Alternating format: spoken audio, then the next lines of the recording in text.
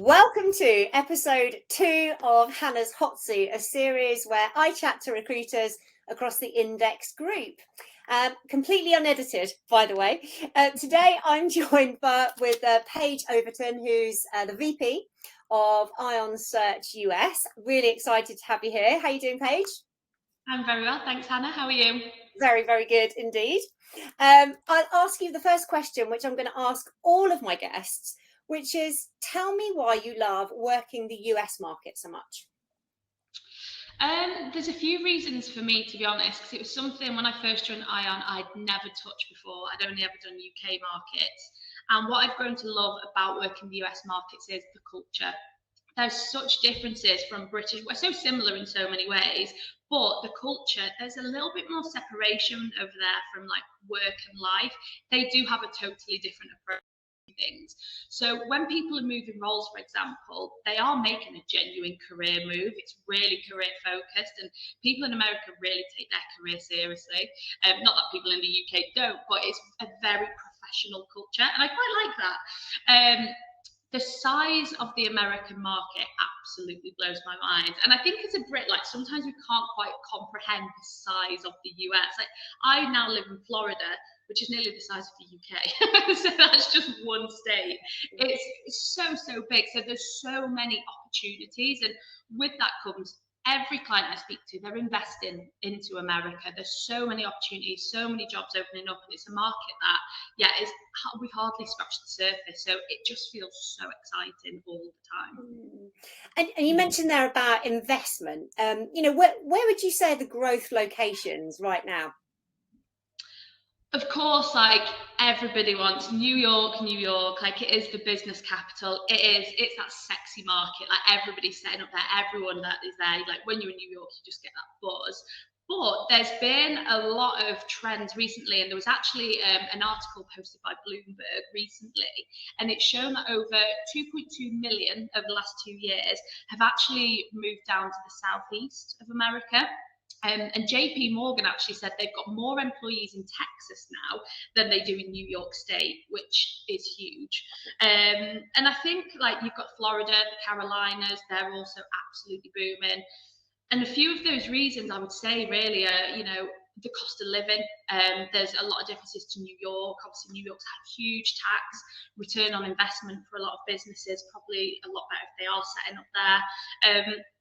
And the hot weather. It is beautiful weather, and if people can work remotely and they're sat by a pool in Florida versus in an apartment in New York, why would you not? Yes, and we have seen pictures of your apartment pool. I love with you on your laptop doing some mapping. Very, very jealous, although I'm not sure about the cost of the cocktails. slightly put me off. Okay, great. I mean, can you chat to us about any markets maybe that are predicting huge growth? Because I think, if you're a recruitment business leader thinking about setting up in the US, or maybe getting into new markets, or even a candidate thinking, actually, am I in a growth market? Is this where I want to be for the next couple of years, or is now the time to jump? What's predicting huge growth, do you think? Well, I think everybody's been really scared by tech this year. People have seen mass layoffs everywhere within every industry within tech. But despite all of that, and despite the economy in America, it is still booming. Tech is one of the fastest growing still. I read the other day that with AI, cyber, internet things, we're expected to reach as a minimum before 2025, 100 million just per market. And that's actually like even more on internet things, that's nearly a trillion. Numbers I can't even get my head around. So it's still a booming market. So first of all, anyone that's in tech that is a bit scared about that, like it's still booming. It's absolutely fine. Like don't listen to the fear. But energy and renewables are just, everybody is wanting to move into energy renewables. Everyone's starting up in energy renewables. They're predicting that total jobs in renewable energy alone is expected to reach 42 million by 2050. Again, like numbers that are just, crazy. she says, going off and thinking about setting that up as a new brand in the index group. I think that's already in motion, I do believe. Yes. Great, that's great. Yeah, really brilliant data, thanks. And I'm sure, I know you'd be open to chatting further about that with anybody that wants some more insights. And I mentioned earlier about your wonderful pool and apartment. Now, you actually are on the ground permanently. You made the move, didn't you? What benefits have you found from actually being there amongst it all? A lovely tan all year round is one thing, but I think for us, I didn't realise, like, doing this role from the UK, like speaking to candidates and clients all day, every day, being on the ground, seeing people face to face, seeing office culture, business culture, really living it day to day, hiring our own American team as well, you can really understand the nuances of communication, how different they are, and the way that they communicate. Everything's just so different, but so similar. So it's really good to get an understanding, because that way we can better represent our candidates, we can better represent our businesses that we're partnered with. And as a, like, from personal experience, it has always been a dream of mine to move to the US. So I'm really motivated by anyone that approaches me and wants to move to the US. I'm really motivated to help them do that move. I can understand it. I've lived through it. I can help give tips and tricks. So I think there's a few things about the benefits, but another one is the time zones. You know, if you're working till 1 o'clock in the morning here, sometimes don't feel like you can always give it your full commitment. But actually being on the same time zones as my clients makes my life easy. I can jump on a flight, go see someone 2 hours away, I can go meet candidates for a coffee. It's just given it a better, I think it's given my processes, my commitment, a different quality that I didn't have before. Yeah, and relationships, I imagine too. And you mentioned something there about the differences and similarities in communication styles. And I guess we all sort of know about the yes that doesn't really mean yes. So, yes. Yeah, well, I was going to attribute it to a state. Yeah, okay, we will. But I learned something else from you. You were relocating a candidate from where was she? She was somewhere in Far East. She's in Hong Kong.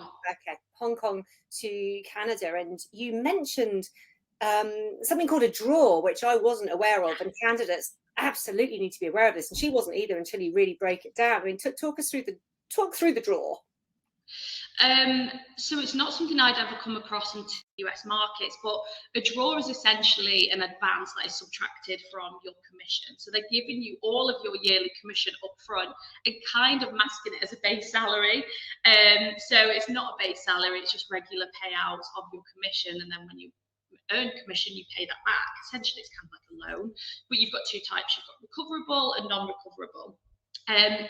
For some people, this is a risk, that if you're moving to a new country and your only guaranteed income is going to be a draw and they're forwarding your commission, that can be a bit of a risk. However, this is sales.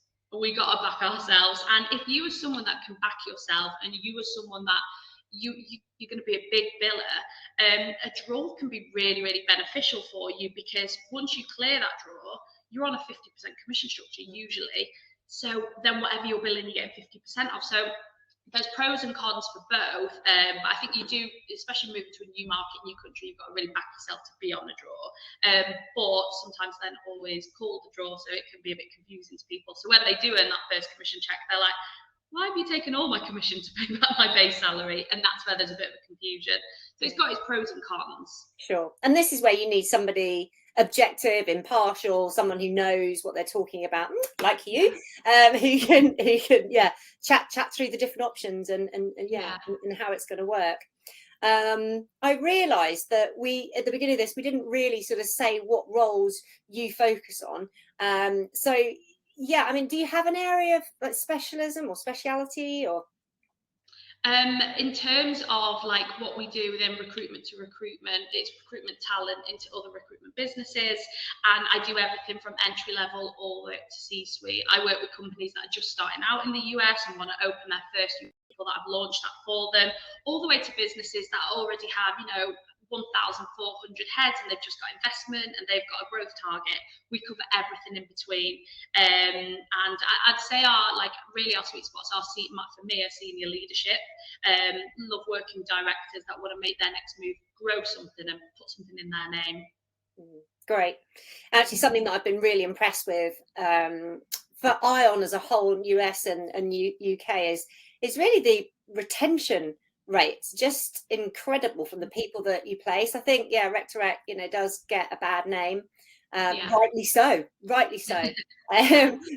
one of the first things that I did when I joined was like, let's measure retention and ROI of the candidates that we place. And I call the stat out, well over sort of 70% people were there a year later, or if not, had actually in their second promotion, which is testament to actually the service, but also putting people in the right place, and also the clients that we work with.